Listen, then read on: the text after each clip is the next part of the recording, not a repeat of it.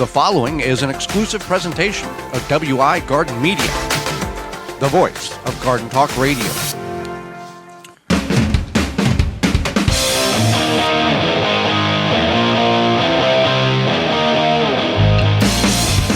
Coming up on the program today, we're going to discuss homemade snacks that you can make that you didn't know you could, as well as pumpkins are more than pies and jack-o'-lanterns. Our guest is author and YouTuber Jill McSheehy, and we'll answer your garden questions. The hour's full, so join us.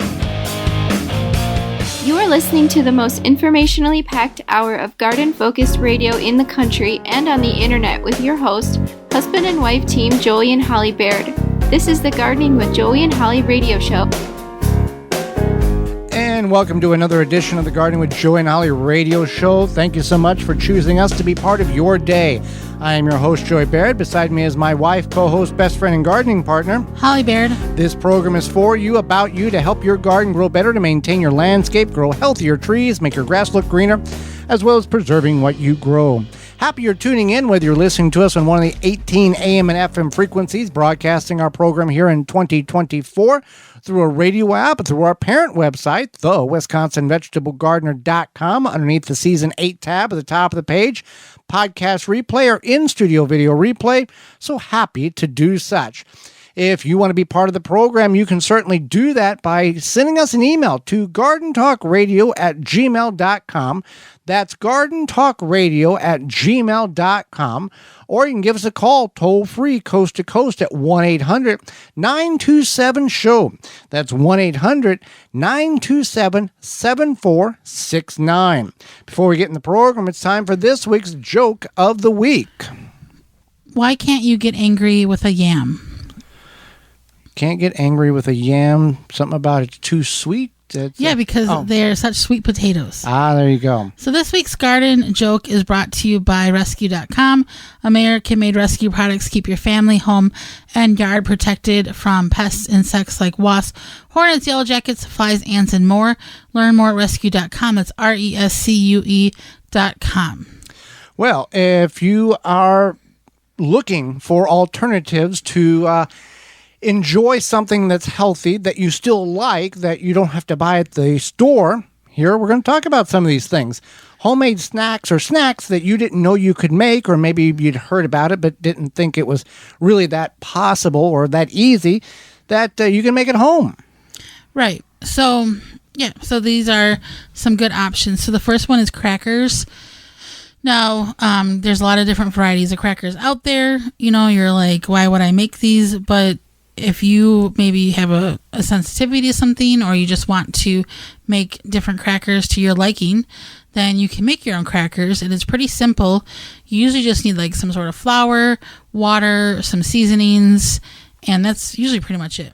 Right, and you put them in the oven. We've done this, and it has worked quite well. Now, full disclosure, we're not making pounds and buckets of crackers, but the versatility of what you can do with it is very.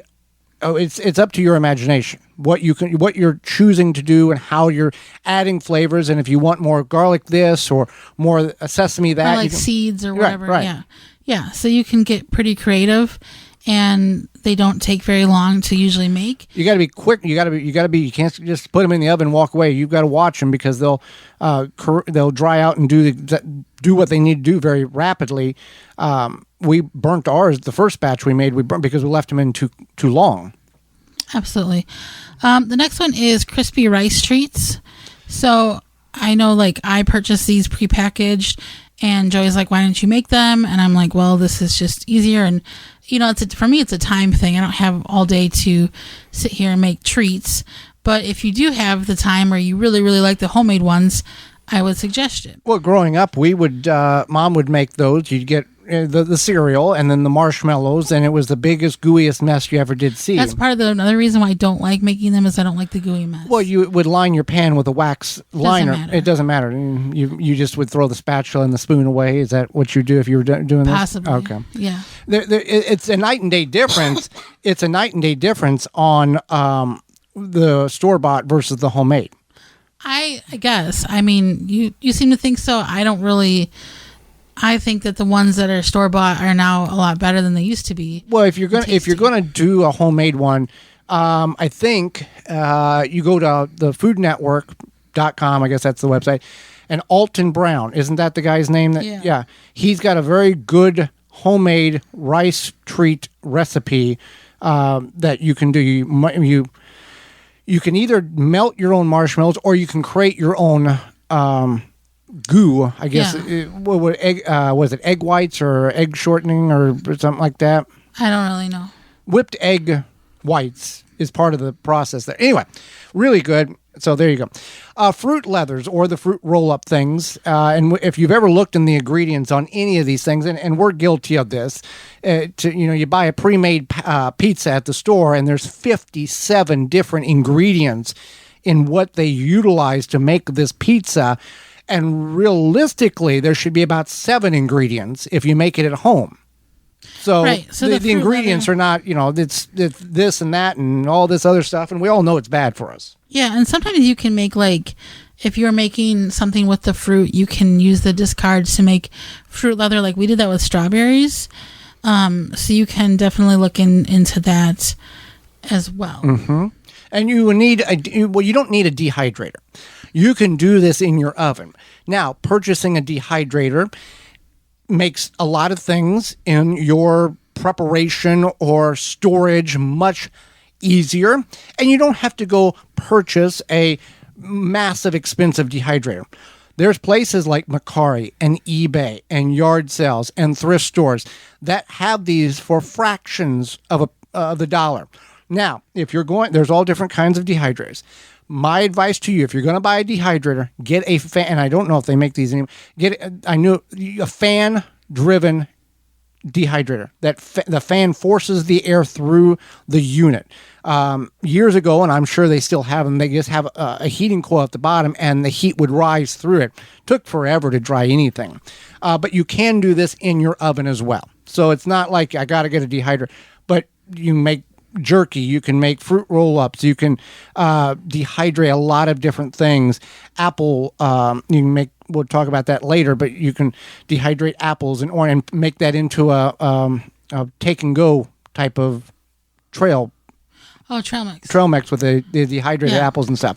All right, so the next one is sandwich cookies. What is a sandwich cookie versus a cookie? Like a cookie that has some sort of cream or whatever in between the middle. The ones that are double stuffed, supposedly. That is that a sandwich cookie? Or just like peanut butter sandwich cookies or oatmeal sandwich cookies. Okay. The sky's the limit here. You can put whatever type of filling in it you want, but you need a top and a bottom, and you need something in the center. Yes. Okay. That's what a sandwich cookie I know. It's fine. So you can get creative with these. Joey bought some peanut butter ones, and he was like, we should try to make these. And I think sometimes Joey forgets that I work a full-time job. Well, I do too. Yeah, but, I'm not always trying to spend hours in the kitchen. And maybe this is something that him and I can do together during the off season of the radio show. Right.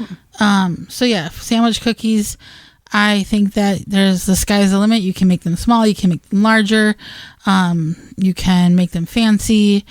There's a lot of options. You could even buy the cookies yourself and then make them into sandwich cookies if that's easier. Sometimes semi-homemade is good. Well, peanut butter cookies, you can do a very simplistic. I've had these, the 3 ingredient peanut butter cookies. Yeah. Peanut butter, sugar, and egg. That's all you need, and they're just the most mouth-watering. You've had them too. Most mouth-watering cookies that you can possibly eat. And you're definitely, if you make them, you're going to eat more than you should, and you don't feel good afterwards. But you're like, I want one more, and then you should have stopped 3 before. Yeah, they are delicious. So obviously any cookies, but people, something special about the sandwich cookies that make you feel a little bit more fancier. I don't know. They're delicious. All right. Fancy coffee drinks. This is more because you consume coffee, not because you're a woman or anything like that. You can speak about this because you've had experience wandering through the realm of flavored coffees. Yeah. So I don't think so. A lot of people will go to, a coffee shop, and I get like it's a little treat, right? It's the atmosphere and the ambience and the experience. Treat. Yeah. Mm-hmm. But and before I started working from home, I would stop, once a week and sometimes get a fancy coffee drink. Because what would it be? $6? Probably $4 to $6. Yeah. And probably more now. And then, because of reasons, I'm working from home, and it forced us all to kind of be home. And I learned how to make some of these fancy coffee drinks. And you can get the syrups pretty easily. I usually get the sugar-free kind. And then I even got, to make my own homemade mocha type coffee drinks, I get the Ghirardelli cocoa powder. So I would get a higher quality cocoa powder because I feel like it makes a difference in flavor and taste. And if you're, since I'm making these at home, it's worth the investment. And I don't do this every day, but like once a week, maybe twice a week, I might make something a little bit fancier. There's lots of stuff that you can find online. You can find different YouTubers, different social media people that will show you how to make these things. I know there's like a lot of knockoffs or secrets or whatever. I kind of just make them to my liking, because sometimes I'll even just add protein powder to my iced coffee to make like a protein coffee. So it's just something that, you can do at home really easily. I even recently have been, or not recently, I've probably been doing this for the past few years, is adding pumpkin spice mix to my coffee.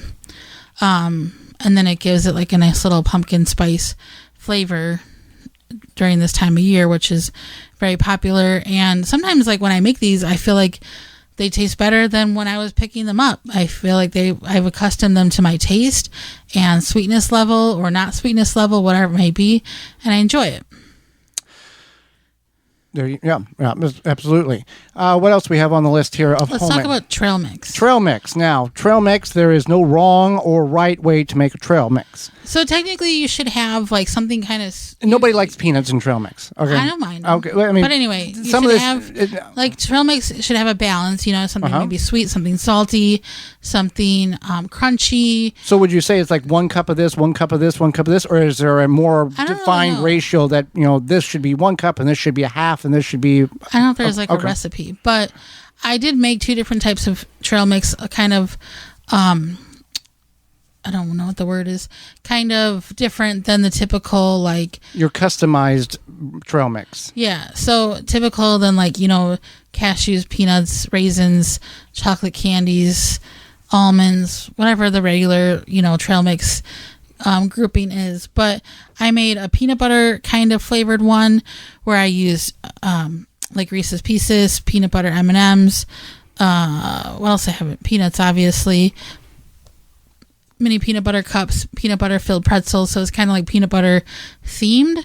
And then I also made like a dark chocolate themed one that was more gourmet, I guess. It had like dark chocolate covered almonds, pistachios, dried cherries, some other dark chocolate components. Didn't you have cranberries in one of them? That was a dried cherry. That was dried cherries. Okay. Yeah. So this is what I did. I made them earlier this year, I think right around the beginning of June, and we had them for a couple of weeks. Mm-hmm. And maybe I'll make them again, but I was just like on this kick. Well, when you're making trail mix, yes, probably when you figure out the raw ingredients in the beginning, it's going to cost more to get all of the ingredients and put them together. But the overall volume of trail mix quantity outweighs the amount of what you would go to the store and buy one bag pre-made of trail mix. Oh, absolutely. You definitely save money, especially if you're making pennies for the ounce or pennies for the pounds. Now, I don't know if you're getting the standard traditional bag of trail mix and you're buying like the generic brand, I don't know if making that yourself would be cheaper, but if you're making like something that's a little... You can make it the way you want it. Yeah, more customized. Or like I said, I made the gourmet dark chocolate one or the peanut butter one. Definitely for the amount of trail mix that made, we were saving money. Well, you can save money with WaltonsInc.com for all your spices and butchering needs. We were brought to you today by our sponsor, Waltons. Listen, we know you care about where your food comes from. Canning and preserving your fruits and vegetables is great, but what about the meat? At Waltons, you can get the equipment, seasoning, and supplies to make sausage, jerky, and any other meat product your way to your high standards. Do you want to make snack sticks that people will actually like? Waltons created MeatJustSticks.com, an informational site to help you make the best finished product. Waltons even has a full line of their own meat grinders, mixers, and sausage stuffers to help you go from animal to edible. Walton's everything but the meat. You can use code GROW50, that's GROW50, to save 10% off your order of $50 or more. When we return, pumpkins, they're more than jack-o'-lanterns and pies. We'll go over some of the options in which you can utilize this fall. You're tuned in to the Gardening with Joey and Holly radio show. Got a question for Joey and Holly? Send it via email anytime to gardentalkradio@gmail.com. Garden like a pro in 3 easy steps and receive customized fertilizer recommendations for your garden or lawn.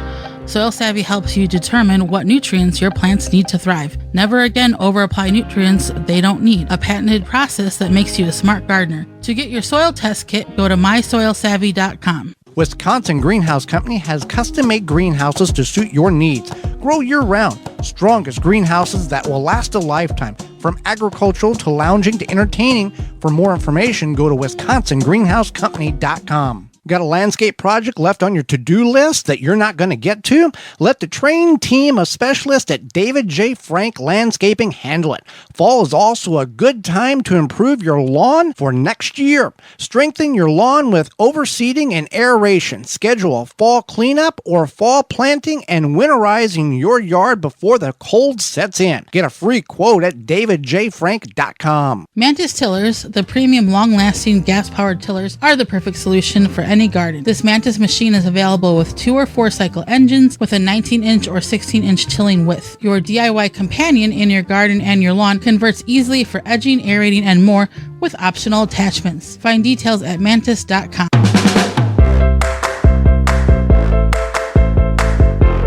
Welcome back to the Gardening with Joey and Holly radio show.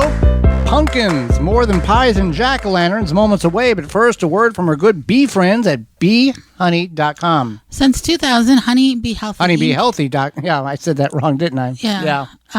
Since 2000, Honey Bee Healthy Inc. has helped beekeepers maintain healthy and thriving hives. Attracting pollinators to your garden this year is as simple as hanging a hummingbird feeder with a mixture of sugar water and Honey Bee Healthy Original. Don't be alarmed to see birds, bees, and butterflies dining together at the feeder. Pollinators coexist peacefully. Honey Bee Healthy Inc. is offering a 10% discount off of an 8-ounce bottle of Honey Bee Healthy Original to this show's listeners. Enter discount code BEEGARDEN at checkout. For more information, mixing instructions, and to purchase products, visit honeybeehealthy.com. So, pies and jack-o'-lanterns, more to pumpkins than that.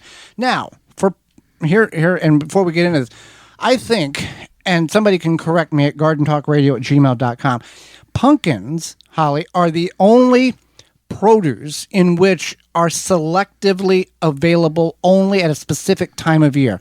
Between September, late August through Halloween, you can get pumpkins any store, anywhere. After that, you got to go canned. There's no other, you can't go. I think you're right. You can't go to, Christmas. You can't get it. If you want a pineapple at Halloween, 4th of July, or Martin Luther King Day, you can go get a pineapple. But if you know of a vegetable or a fruit that you can only get a certain time of year, like a pumpkin, I'll give you 1,000 points. The points mean nothing, and nobody wins the game ever. But I'll give it to you because I cannot figure out another piece of produce that is only available such a small amount of time like pumpkins are. That's true. This is in the United States for anybody listening outside of the United States. All right. So anyway, pumpkin bread is delicious. And there's many variations. People will make like pumpkin chocolate chip bread or with white chocolate chips, whatever, pumpkin cream cheese bread. I used to make pumpkin cream cheese bread, and maybe I should do it again.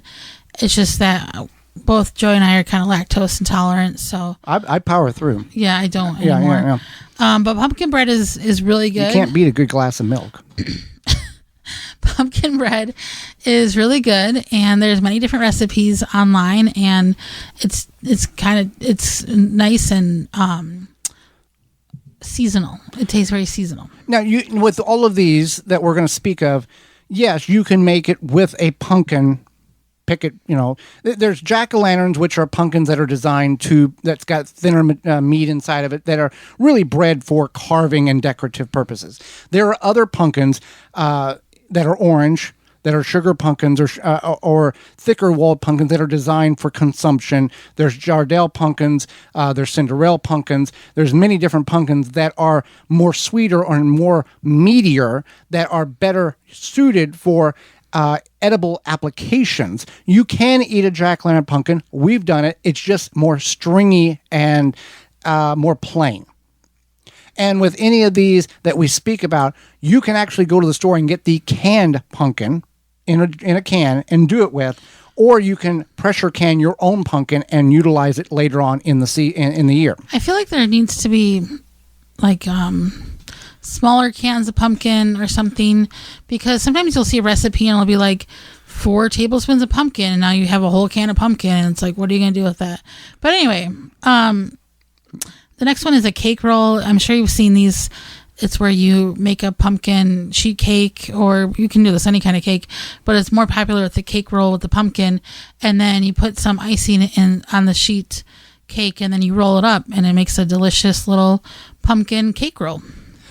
And soup in a pumpkin. Yes, soup in a pumpkin. You carve out the guts of the pumpkin, and you take and put your broth in it. You put your seasonings in it. You put your material in it, whether it's chicken or what else would you put in the pumpkin there? I guess chicken would be a terrible. Yeah, you could do chicken. You could do any sort of whatever vegetable that makes sense. Whatever soup, that would work with the pumpkin flavor. Yeah. And then you take and put the pumpkin in a pan with walls, like a cake pan, and put it in the oven, and you bake the whole thing.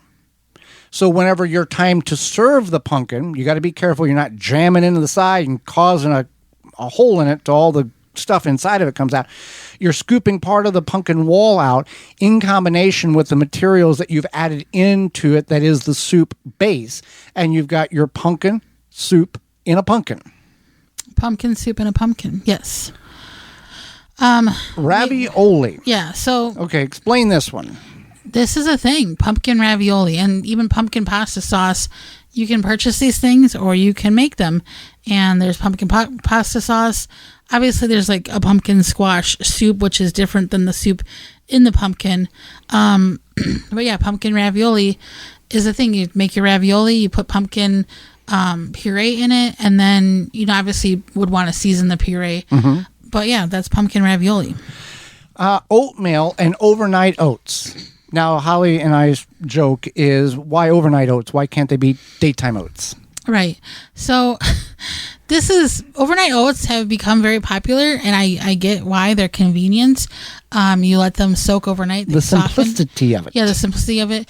And I've seen recipes all over about making pumpkin overnight oats, pumpkin spice overnight oats, etc. Because pumpkin is really good for you. It has a lot of vitamins. It has beta carotene. So it's good for you, especially if you're not, not food shaming, but if you're not loading up with sugar, it's very beneficial. And it can be sweet and savory, just like pumpkin ravioli is obviously savory pumpkin soup. So pumpkin overnight oats, a lot of times you'll take oats and add like some sort of milk base, almond milk, whatever, dairy milk, and then you would add the pumpkin and some sort of spices. Sometimes people add protein powder, whatever makes sense for you. Again, there's lots of recipes out there, or you could just add pumpkin puree there. That's what you can do. Is if you have half a can of pumpkin puree, you can add to your oatmeal. But obviously the pumpkin puree, there's probably some additives versus if you just pressure canned your own pumpkin. There's a lot of ingredients that are additives that you don't need that are unhealthy. No, it's just pumpkin and that's it. Pumpkin. Stop telling lies. I'm not telling lies. Pumpkin, by the way, vitamin A, B1, B6, and vitamin C, copper, fiber, magnesium. Pumpkin provides calcium, potassium, and magnesium, which helps keep your heart regular and your blood pressure low. There you go. So there is lots of beneficial things in pumpkin. And I would recommend trying this with the oatmeal. It's a starchy vegetable, too. It is, yeah. I would recommend trying this with the oatmeal or overnight oats. I've done it with overnight oats. I had to change the recipe a little bit because it was like, I think I had added too much pumpkin. It was kind of bleh. But then I had to kind of tweak things. So I would maybe recommend trying to find a recipe. I just kind of was like guessing. So try the overnight oats or regular oats, add it to your oatmeal. Some people will just take and whisk, pure pumpkin puree in with their coffee to add a little bit of a. Is there pumpkin ice cream? Is that a seasonal thing? Pumpkin juice. Now, I don't know if you've ever had pumpkin juice. You remember we used to juice pumpkin? Oh, yeah. And it was the most horrible. Oh, it was just terrible. We could not consume the pumpkin juice. Now, maybe it was the pumpkin because it wasn't. It was just. I just had this awful, foul, aerobic taste to it. Like it was, we juice it and drink it right away, and it was just terrible to drink. Now, if you are a pumpkin juice consumer and drinker, we'd like to know what type of pumpkin you are drinking because we would like to exercise and utilize. I'm wondering if you have to use like a pie pumpkin. We weren't using pie pumpkin. No, we were just using whatever pumpkin. Yeah. Pumpkin flour and pumpkin seed flour. Now, these are, in segment 1, we spoke about the dehydrator. This is where that dehydrator can come in your kitchen use.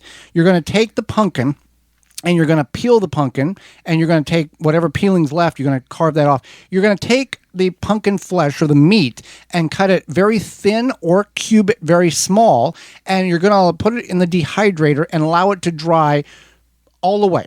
And then you're going to take and puree it into a food processor or a coffee, what do you call those things? Coffee grinder things? Coffee grinder. Or some type of bullet machine that will puree the dried pumpkin into a flour. Now, this is not 100%. If you're going to utilize pumpkin flour, you need to, based on the recipe, 3 cups of flour and 1 cup of pumpkin flour, or I forget what the ratio is, but it's not 100%. And I should have looked that up before I started talking about it.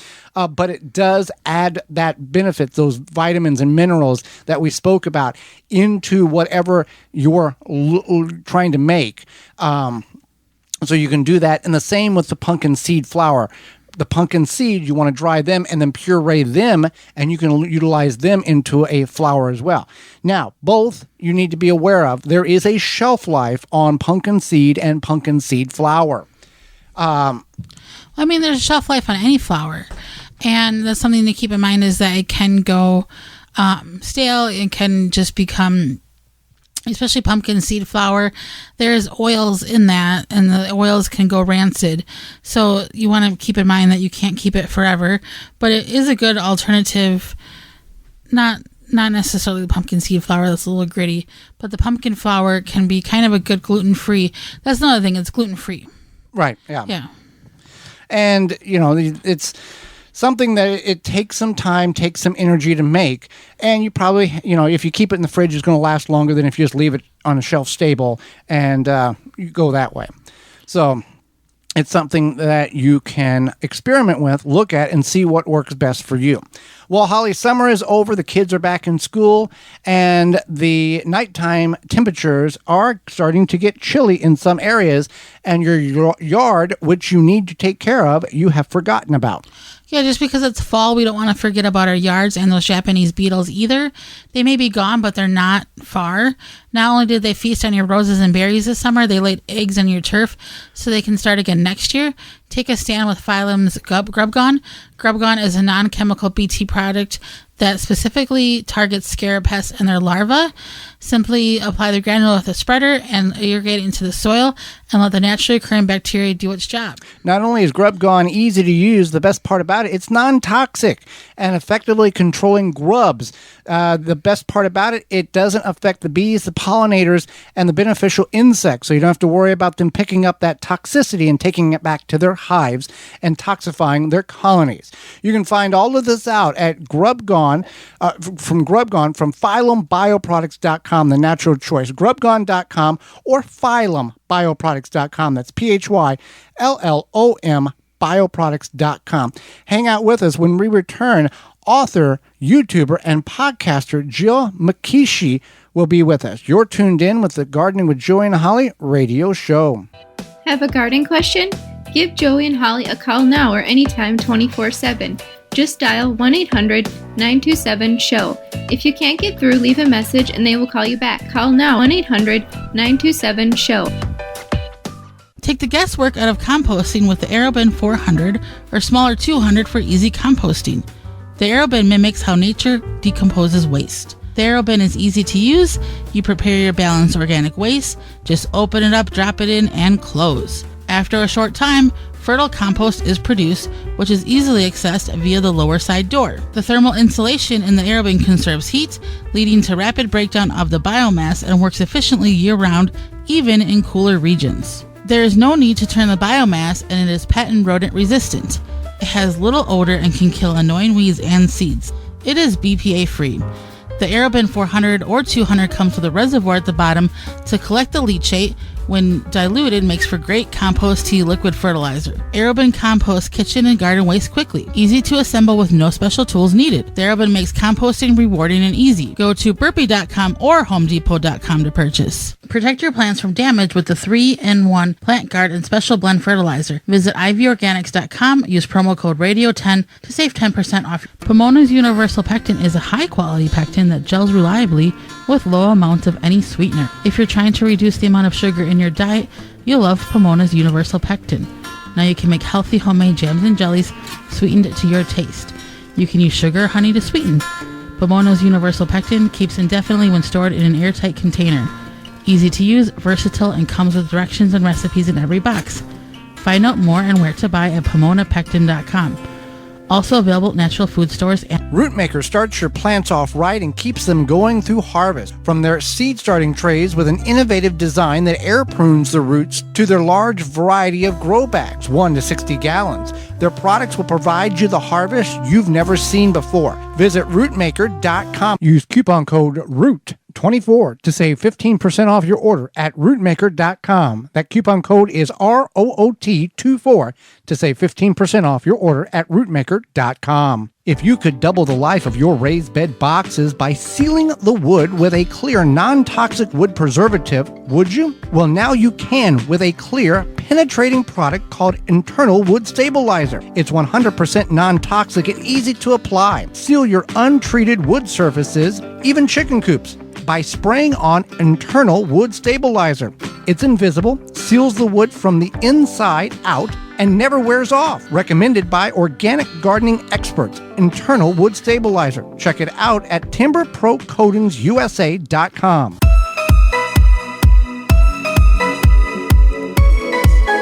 Welcome back to the Gardening with Joey and Holly radio show. Happy that you've chose to spend a little time with us today. Holly, let's go to the hotline and bring in our guest for this week. Jill McSheehy is a gardener, writer, blogger, author, and has a passion for teaching others how to garden. She lives in Arkansas with her husband, children, cats, dogs, and children. Welcome to the program, Jill. Thank you. Glad to be here. Well, we're happy to have you and excited to learn from you. And I'll start with this. Many people have stories about the previous growing season. What has been your biggest success in the garden this year?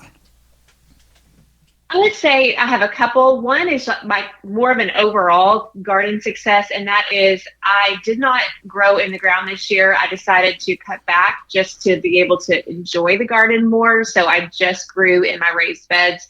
I was able to focus a lot more on the individual plants, and I feel like that ended up making them healthier because I was able to focus on them. And I just enjoyed my garden so much more with a little bit of extra time. But as far as practical wins, I would say my biggest win this year was being able to continue to succession sow greens, including lettuce, all summer long. Here in Arkansas, we're regularly up into the mid-90s, sometimes 100-degree days. But not having to buy any salad greens from the grocery store for months and months has been probably the biggest win. And I never thought that I would be able to do that, like that I was able to do it this year. Now, with our transition, we went from ground to raised beds simply due to more control over weeds rather than weeding, and then 2 weeks later, it looks like we didn't do anything. Was that part of your motivation to transition to raised beds, or did you have a different outlook on why you went that way? The main reason I initially did is because I decided to take the year off of canning tomatoes, which requires 30 to 40 tomato plants for me. It was just something I was trying to take a break on this year. And so when I decided what space I wanted to remove, it was the ground bed. But yes, for the exact reason you said, the raised beds are much less work than ground beds are. And most of that work has to do with getting the soil prepared and then weeding throughout the season. Even with mulch, there's just a lot more labor that goes into an in-ground garden. So what would you say is, on the opposite side of that, what would you say is your biggest failure or disappointment this year? Yeah, one thing that I was really hoping to do was have successful succession plantings of corn this year, because I did do preservation of corn last year, and it just takes a lot of time. And I realized my family, especially my kids, really like fresh corn on the cob. So I was hoping to have succession plantings of corn where I could have more of the fresh corn on the cob for longer, instead of one harvest that you get in a week's time, just the way corn can be. But my second planting did not come out at all. My first was great, had a lot of good size ears, but my second one didn't. And I did plant a different variety, but it was a variety I'd grown before, and it just didn't grow very tall. And honestly, I'm still trying to figure out the reason for that. It just grew like 4 or 5 feet and didn't really produce a whole lot. So that was one of those failures that I can't tell you why it failed, but it was pretty disappointing. Now, to backyard gardeners across the country, people will get in fist fights over should you grow sweet corn in the backyard or just buy it at the farmer's market. You choose to grow it in your backyard for reasons I'm going to ask you. Holly and I choose not to, just due to the magnitude of effort and energy fertilizer that goes in, and we can buy it at the local farmer's market. What is your reasoning for going with a backyard sweet corn patch? That's such a good question. Initially, my reason has been growing corn, because my thought is if I can grow it, I need to grow it. But the second thing is that for some reason, and I don't know if this is the case every year, because this is the first year I've actually looked into it, our farmers market didn't have corn. So the only way I would be able to have fresh sweet corn that wasn't at the grocery store was going to be but to grow it myself. So that was the main reason. And I had the garden space because I decided not to can tomatoes. So I had some extra space to be able to put the corn in.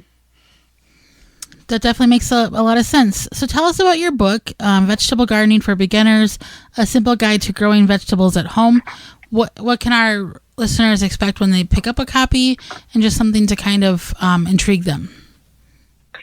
Yes, this book is if you are a beginning gardener and you just need somewhere to start, this book is divided up into 2 sections. One is just teaching you how to plan and then grow, plant, harvest, all of that, just the basics. If you want to indoor seed start, there's information on that. If you don't, that's okay.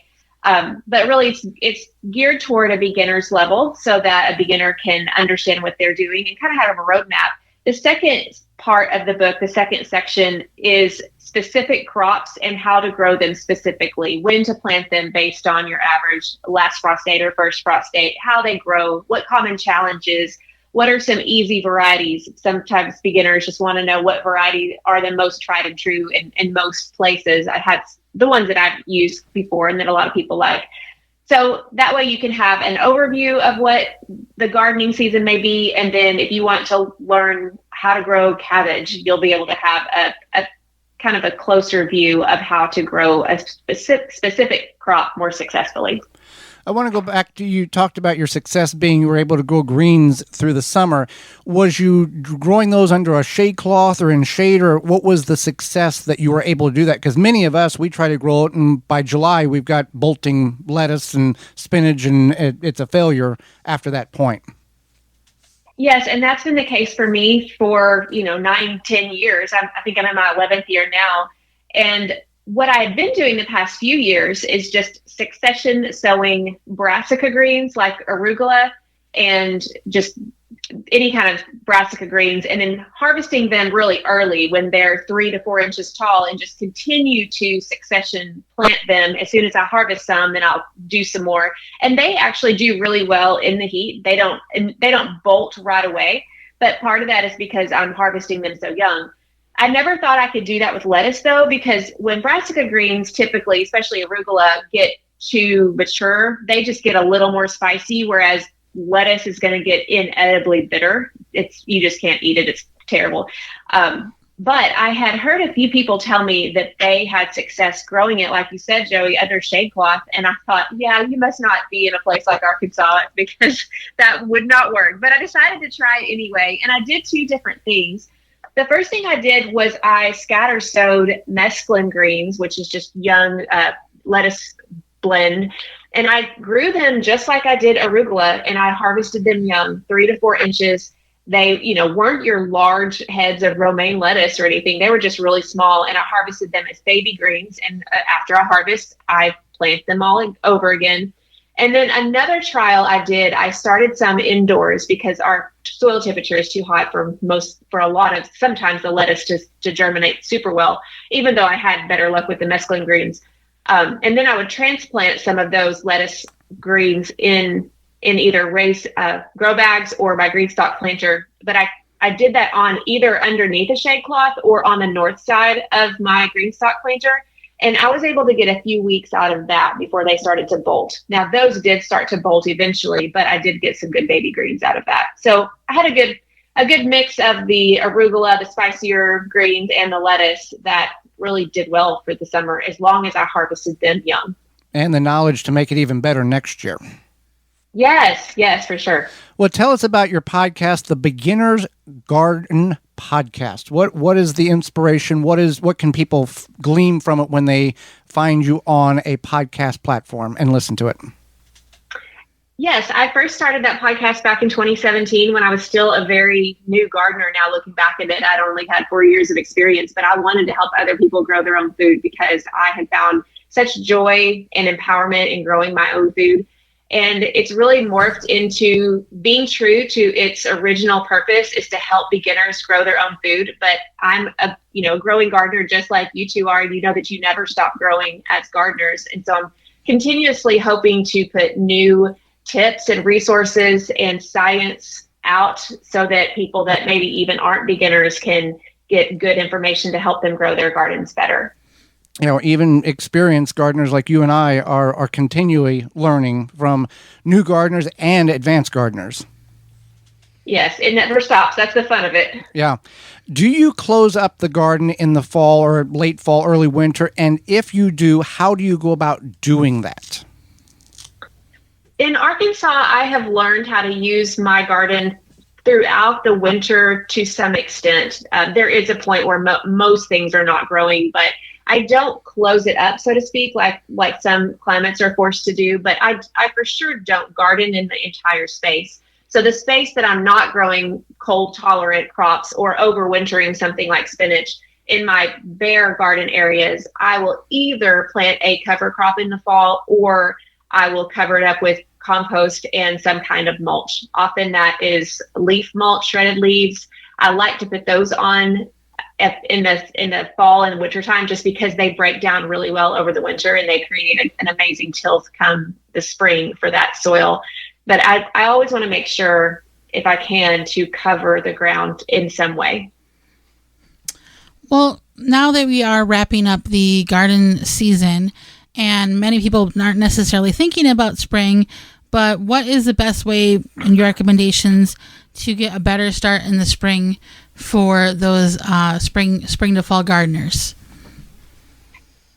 What I really love to do is I love to plan the garden, and I like to really focus on what do you want out of your garden.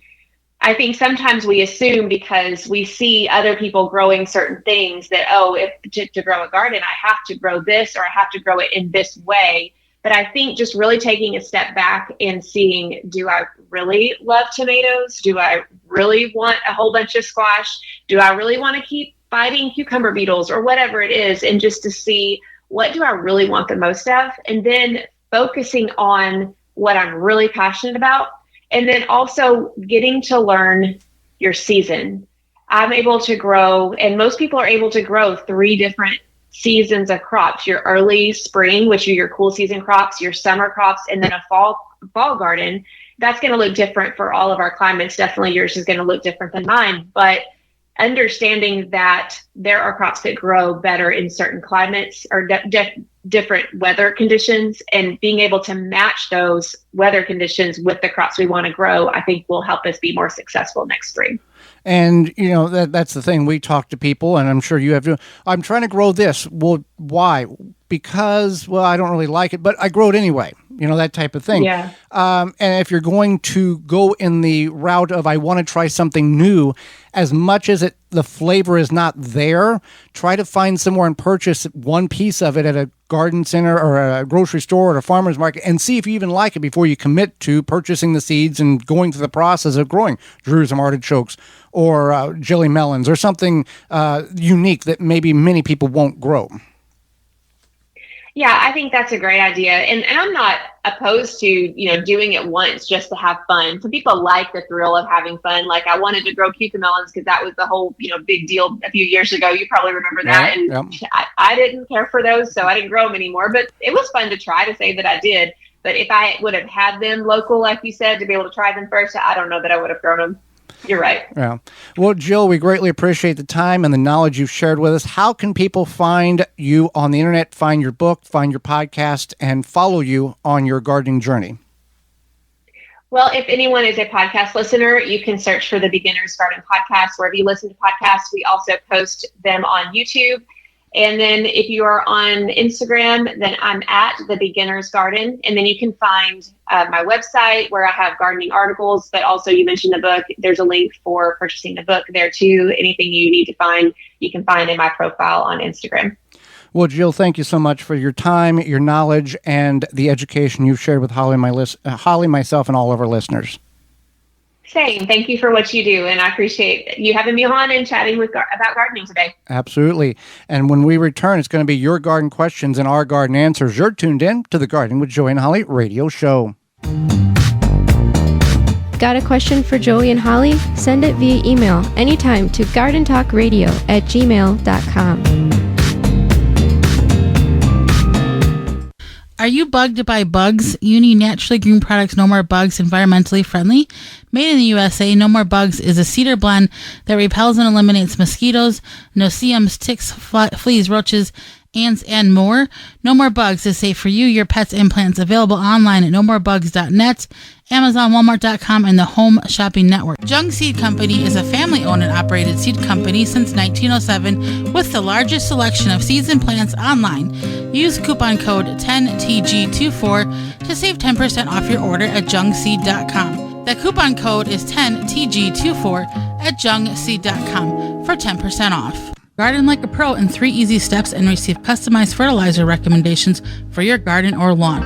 Soil Savvy helps you determine what nutrients your plants need to thrive. Never again over-apply nutrients they don't need. A patented process that makes you a smart gardener. To get your soil test kit, go to mysoilsavvy.com. Soil Diva Liquid Microbe Stimulant Spray improves the health of your plants you work hard to grow. Stimulates the natural enzymes and increases beneficial soil bacteria. Go to soildiva.net. Soildiva.net.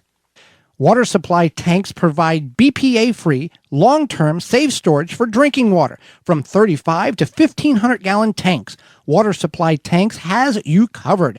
From preparing for unexpected needs, off-grid property, easy gardening access, and more.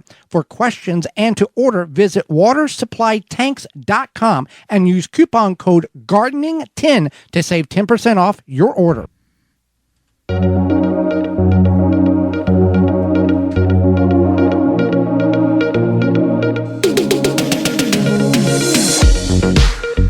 Welcome back to the Garden with Joe and Holly radio show. Thank you so much for being part of the program today. Hey, it's time for your garden questions and our garden answers. You got a question?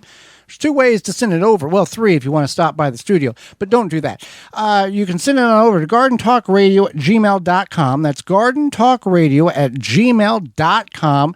Or you can give us a call toll free, coast to coast at 1-800-927-SHOW. That's 1-800-927-7469. Let's see here. We can see what we can get through. I've got a black walnut tree, at least 15 years old, very healthy, and at least 20 feet tall, but has never bared any black walnuts. Is there a fertilizer I can add or something else that might be pushing it along? So nitrogen fertilization is essential for stimulating nut production of black walnut trees.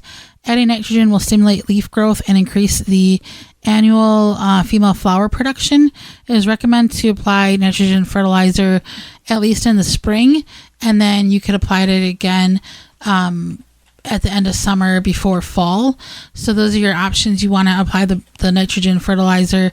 There's lots on the market for black walnut, fruit and nut trees, etc.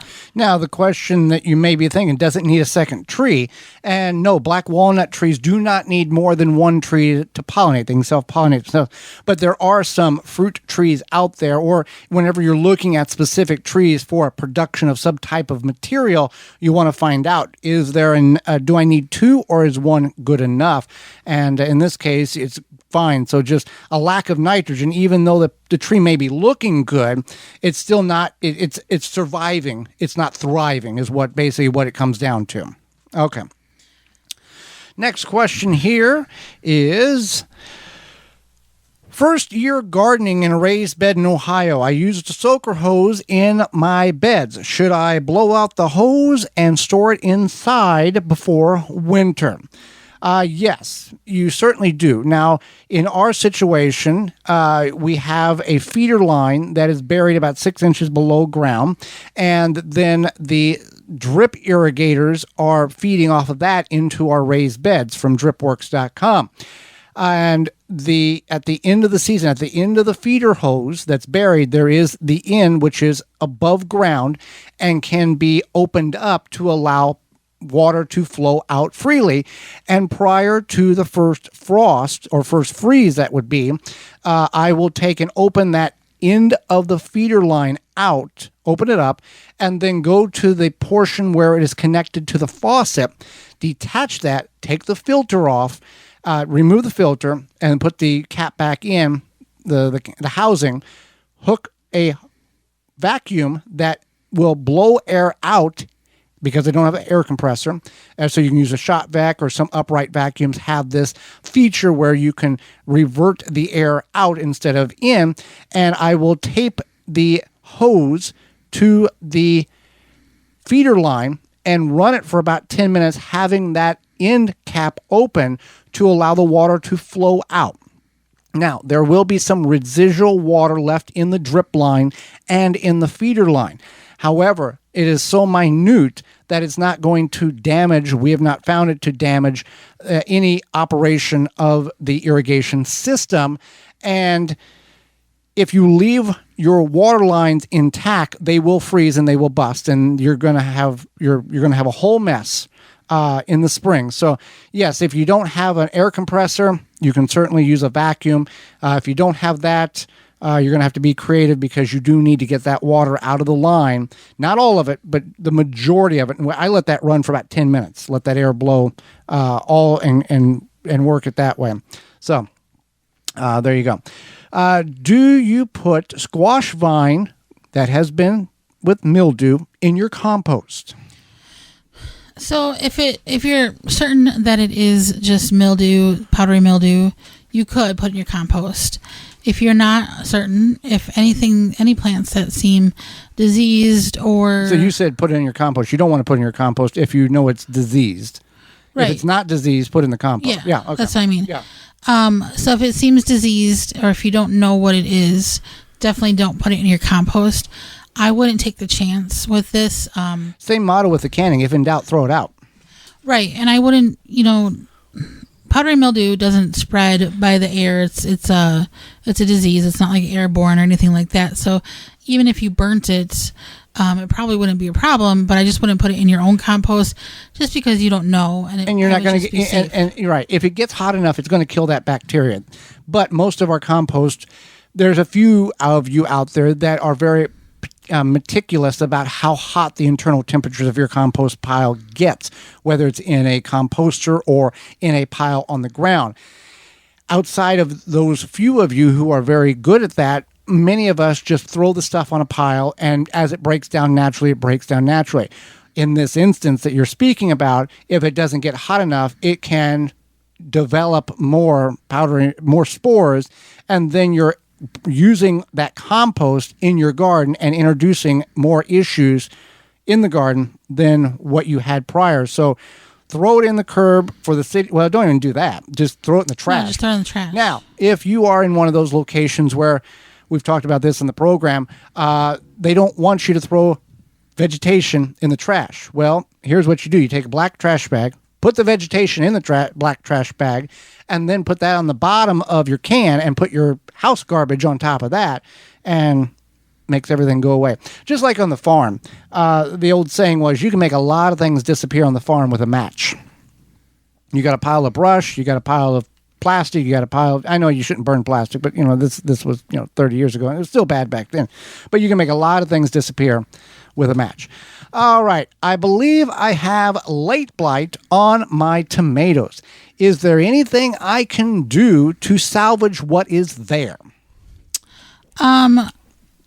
Late blight at this point in the season, I would say I wouldn't worry about it. Wait, if it's on the leaves, it's on the fruit. If it's on the fruit, even if it doesn't show that is on the tomatoes itself, it is infected those tomatoes, and it is not recommended or good for you to consume those tomatoes that have been infected. You may not see it right now, but you bring them inside in a couple days, you're going to see the effects of that late blight. It is an airborne spores that travel long distances and deposit on plants by rain, and can also spread and infect transplants if you keep this hot enough in your compost pile, or if you give it to the city and they put it in their compost pile and keep it warm enough, those spores can stay active all winter long. You bring it back in your garden and boom, you got the problem much earlier.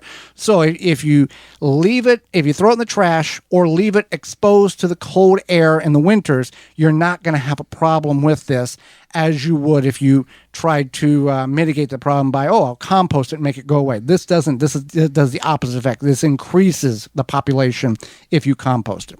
Okay, I've planted a lot of kale and I have been harvesting it slowly. When is the final time for me to harvest it? I've heard it still survives frost and a light freeze. I want to keep using the fresh kale as long as possible. Well, this is kind of a choose your own adventure. Unless you get a hard freeze, it's going to keep doing its thing. You can use floating row covers to help protect it on those cold nights. Yeah, you can use floating row covers. You could just wait it out, see what happens. I know this particular person, and they grow the kale because they really enjoy the kale, and the fresh kale, and obviously it saves you money. So yeah, you can do those things, and then once it does hard freeze, it might do well. It just depends. If you know it's going to hard freeze, for example, tonight, go in there and just cut everything ground level and bring it in the house. And you can blanch it, you can freeze it. But if you're going to use it in smooth or whatever, you got a few days shelf life. But go ahead and mow it down to the ground to get everything out you can, in case when that hard freeze comes. All right. Well, with that being said, we are out of time, and it's time for what we learned today. What did you learn today, Holly? I learned all the beneficial things that are in pumpkin. I mean, I knew there's a lot, but I learned that. What did you learn today? I learned from our guest, Jill McSheehy, that she, in Arkansas, which we would all assume, hey, what's a hot state? Arkansas is one of them. She was able to grow some leafy greens under a row cover all summer long, which is pretty neat and something that we can all take and utilize in our garden no matter where we live. What we learned today is brought to you by Honey Bee Healthy. Honey Bee Healthy is serious about the business of bees and helping beekeepers maintain healthy and thriving hives. Whether you're a professional beekeeper or a bee hobbyist, we've got the products to help you maintain a healthy hive. Honey Bee Healthy products are made in the USA. Visit honeybeehealthy.com. Tune into the program next week where we'll be discussing organic and chemical fertilizers, how they work in your soil and how they work differently, as well as the world of beans, hard shell and edible pod. Our guest is from YouTube channel, and she's an author. Masilla from Learn to Grow will be with us. So until next week, for Holly Baird, I'm Joy Baird, and we will see you in the garden.